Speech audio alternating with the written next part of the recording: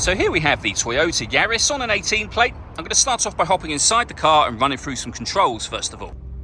Okay, now that we're inside the car, we're going to start with the dials. Over on the left-hand side, we have the coolant temperature gauge. We also have the gauge that will show you whether you are charging the hybrid motor, driving in eco mode, or in the power range for the car.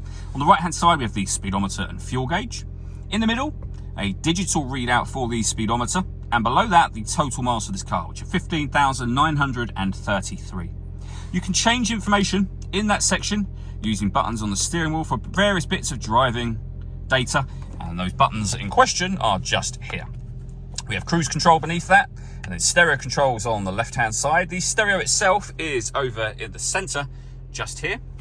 So we're on the stereo, or the music options at the moment. You can see we've got AM, FM, and DAB radio, Bluetooth audio, USB and iPod input as well, so plenty of ways to listen to your music. You can pair your phone by hitting the phone button, and then you'd hit yes, but of course we're going to hit no for now.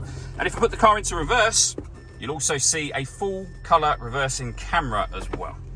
Below that, we have the dual zone climate control, so you can adjust the passenger temperature, the driver temperature, you can increase and decrease the fan speed, you can determine what direction you'd like the air to be distributed in, and when you're happy with those settings, the air conditioning is on at the minute, that's off, back on again.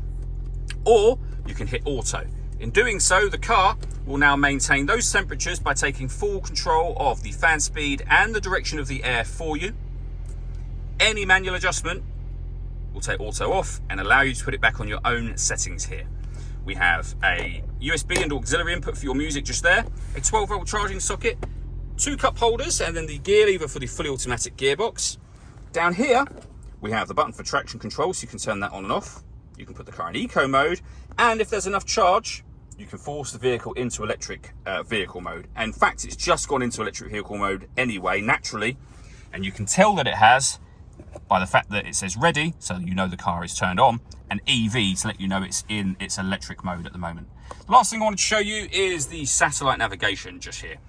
So it's a full colour screen, as you can see. It's a really easy system to use, but we have done a video showing how it works, which you can find on our website and also on our YouTube channel as well.